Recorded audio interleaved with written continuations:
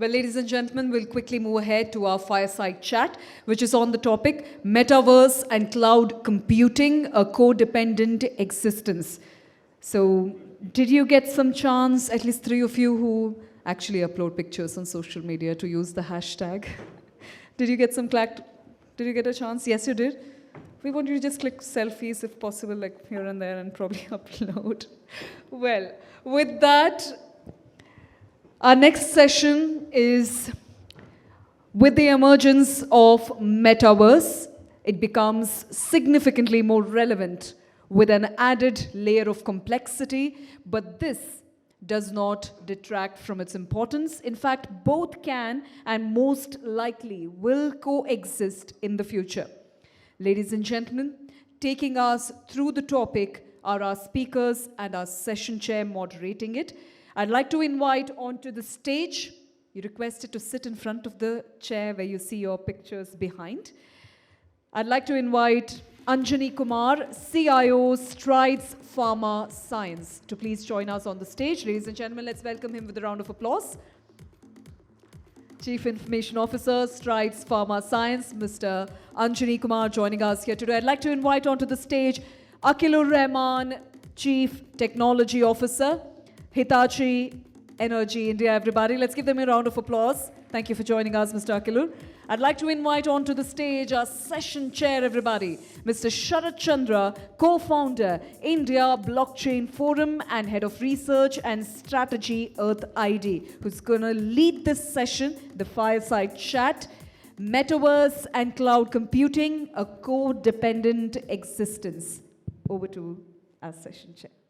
Thanks for the introduction. Good evening, everyone. Welcome to today's conversation on Metaverse and Cloud Computing. I would like to take from Mr. Manojit Majumdar left, where he said that cloud is a bedrock for digital enablement, and this holds true for Metaverse as well. So in the next 20 minutes, we'll try and understand and move beyond the hype of Metaverse and try and see how Metaverse as a service or cloud can help businesses and enterprises unlock opportunity. So I'd like to begin by Mr. Rahman first and seek his views on the evolution of Metaverse itself from the term 1992 when Neil Stephenson coined that term to where we are today, and how do you see cloud, especially Metaverse as a service, helping businesses unlock opportunity, and what at Hitachi you have been doing so far? Thanks, Sharat, and thanks ETH for having me here. So very glad to share my experience, information, what we have.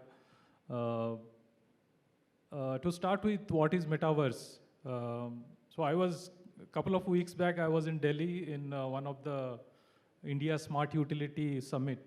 So I was in 2 consecutive panel sessions. So something happened, so they had to change the schedule, and then both the panel sessions were at the same time. And both the moderators, they wanted me there. So I said, what do we do? I wish there was a metaverse of me, which can attend the second panel.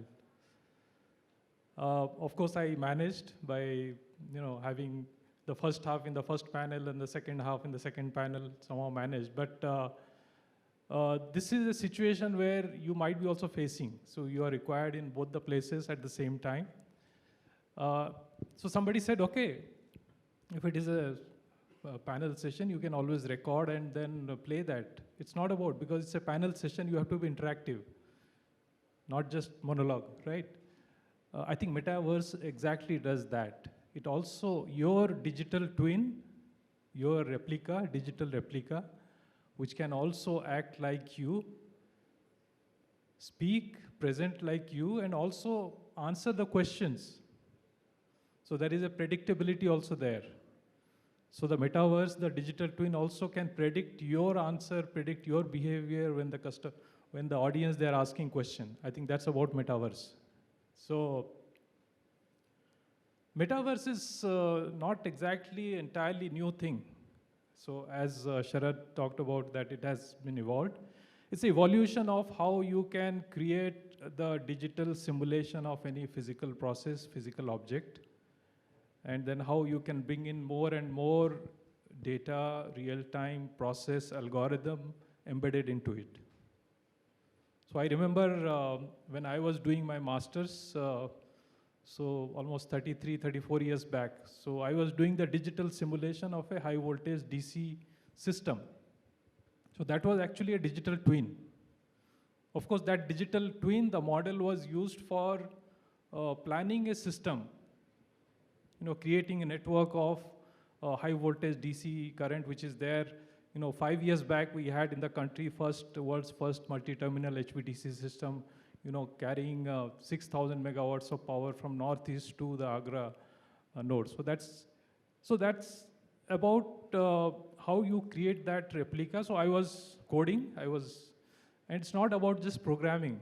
I think it's also, so there are hundreds of nonlinear, simultaneous differential equations. They have to be solved. So you have to write the equation, convert them into a program. So I was using Fortran those days. Fortran was for the mathematical computation.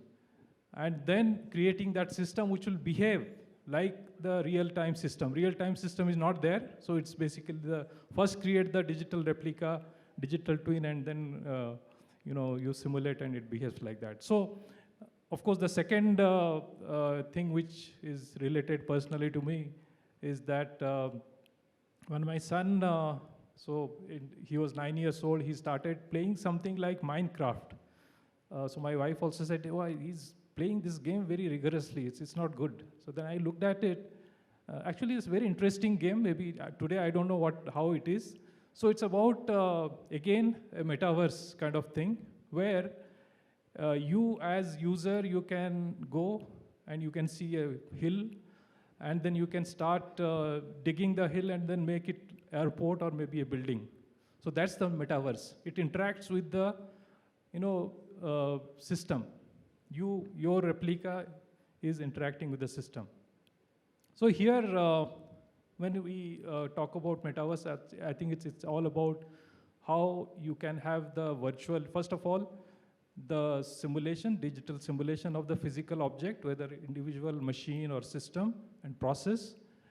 And then you can create the virtual reality out of that, virtual environment you can walk in. Then you can also have the augmented reality.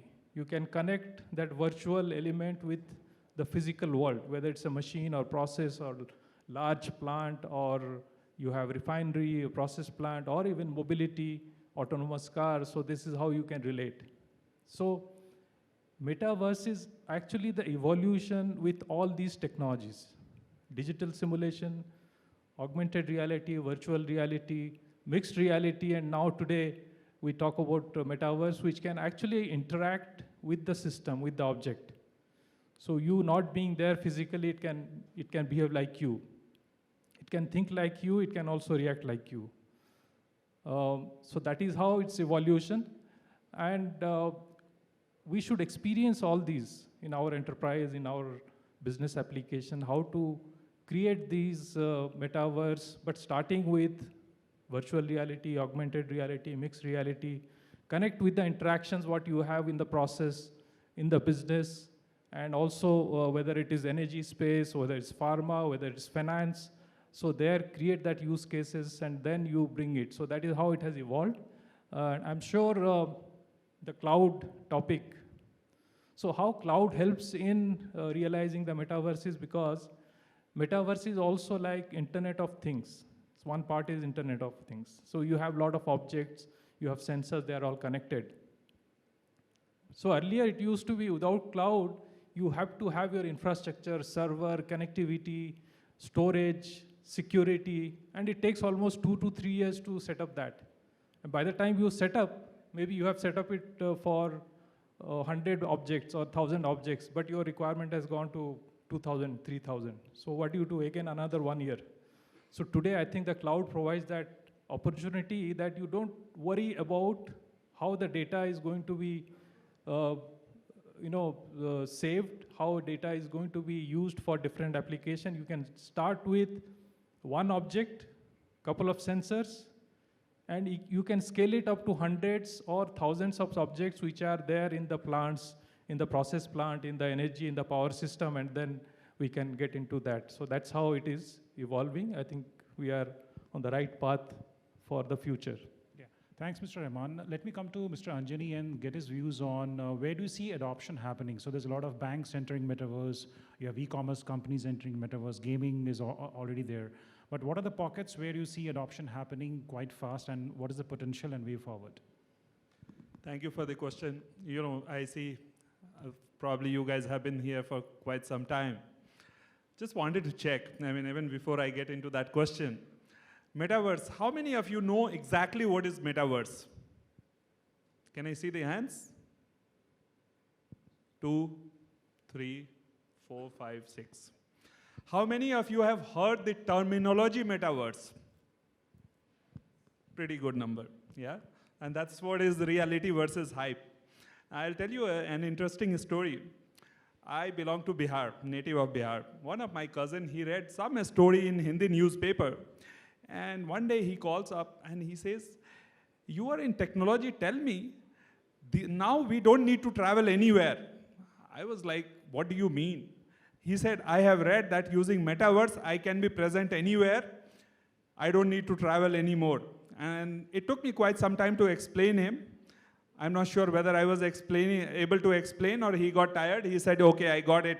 I still need to travel, right? And that is what my co-panelist was telling you, what Metaverse is.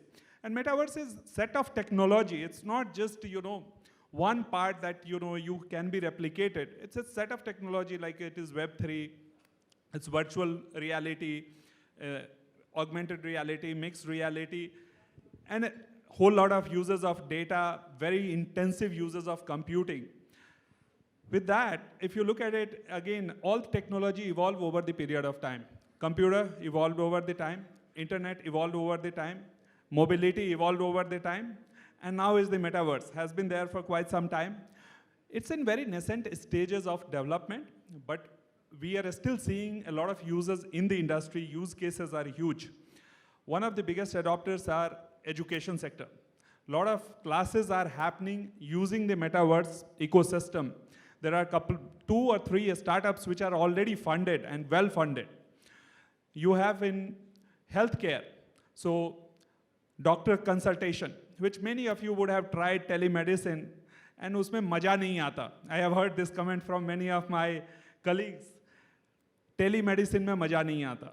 Now, when you see this, I have seen one of the solution on metaverse. You actually feel that you are sitting in, in front of the doctor, and that reality feeling is there.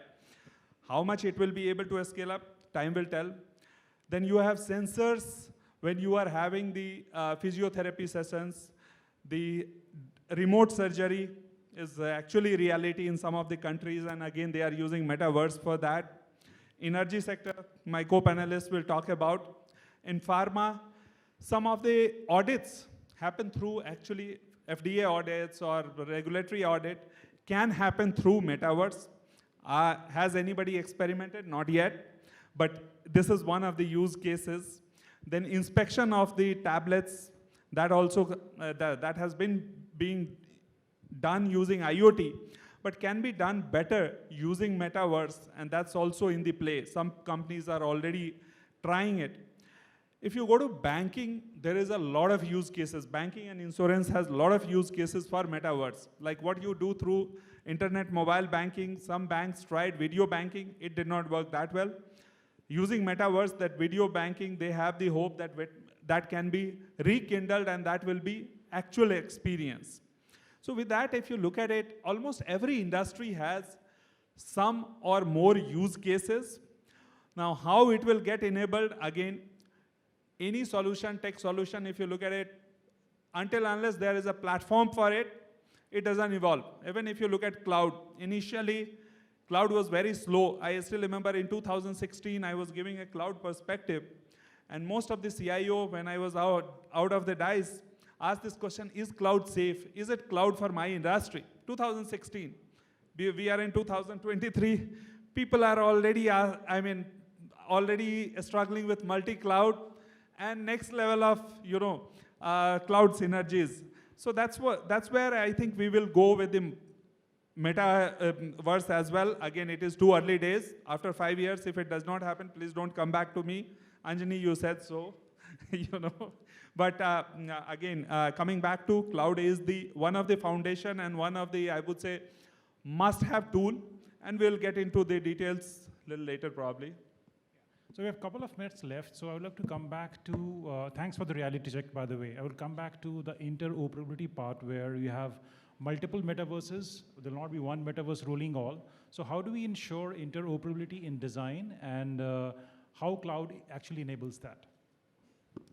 Yeah, so interoperability is about how you can integrate different type of objects which are belonging to different technologies, different domain, different type of sensors, and different type of edge computing devices, different type of machines, robots, human being into single system. We can't say that, okay, we have one monolithic system and everything will work seamlessly. So, and then at the same time, you should be able to integrate all these objects, machines, things, IoT basically things, seamlessly with the platform and then get the application running on the fly, plug and play kind of model. So there we need interoperability, the standards which can be defined so that all the vendors, all the service providers, all the sensor providers, all the machine equipment providers and process providers, they can use to integrate these things and sensors to the system, controllers to the system, actuators to the system, and they can work seamlessly. That's very important, and that actually the cloud can provide, enable that easy integration so that as user you don't realize. So tomorrow maybe if you are in an industrial environment, you have 100 machines connected and processes connected to your system, and tomorrow morning you suddenly find, oh, I have 10 more machines which are connected, processes, robots, they are connected without you knowing about it, because that interoperability will help in integrating all these new objects, automation or robots or sensors. So that's important, and that's important for the industry to work on as a standard for interfacing the objects to the metaverse, because metaverse is going to grow like that.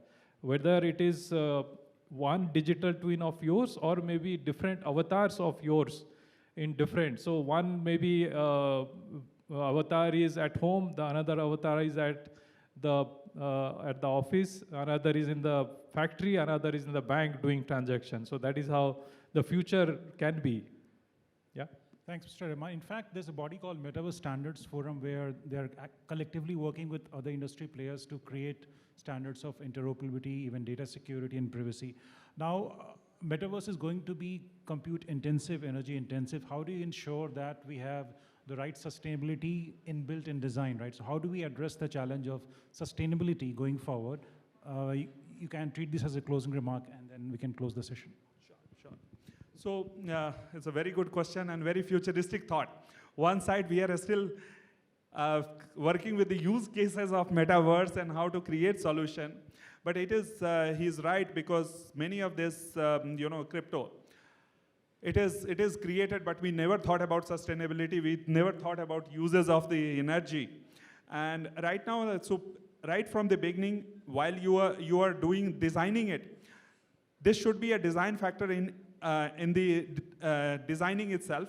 Two, when you are creating the standard, it should be that this solution cannot consume more than this energy, right? What we are doing now with the air engines, aircrafts.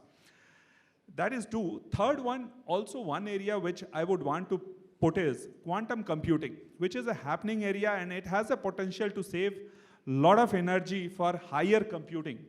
And quantum computing can actually, if quantum computing, again, that has been more nascent stage than I would say metaverse. If that can be successful and these two can be clubbed, it could be a great combination where there is a sustainability, energy conservation, and also a lot of computing can be achieved in metaverse, which is not possible with the traditional computing. Thanks, Anjani. So as a closing remark, Mr. Rahman, can you please thoughts on sustainability as far as your platform is concerned, Lumada, right? So how do you address the challenges of sustainability going forward? Yeah, so when it comes to sustainability, so the thing is about carbon neutrality, net zero we talk about, right?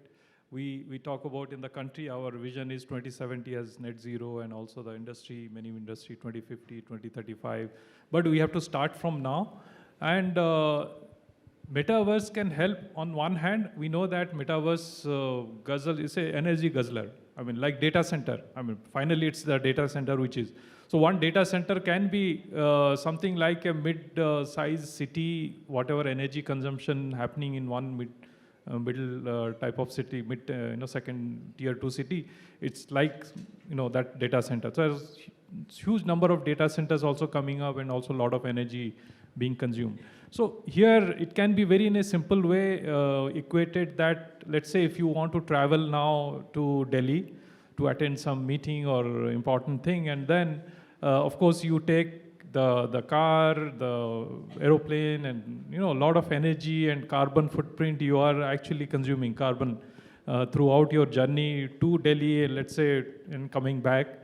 And instead of that, if you are able to have that metaverse attending that meeting on your behalf and behaving like that, it's not just video, joining as a video call in a video call, but physically it's like a digital twin of yours.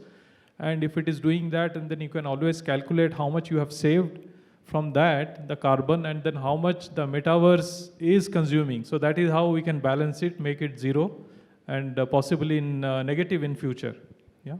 Yeah. Oh, so thanks, Mr. Rahman and Mr. Kumar, for sharing your insights on Metaverse and the evolution of Metaverse itself. Thank you, everyone, for joining us. Thank you. Thank you. Pleasure. Thank you.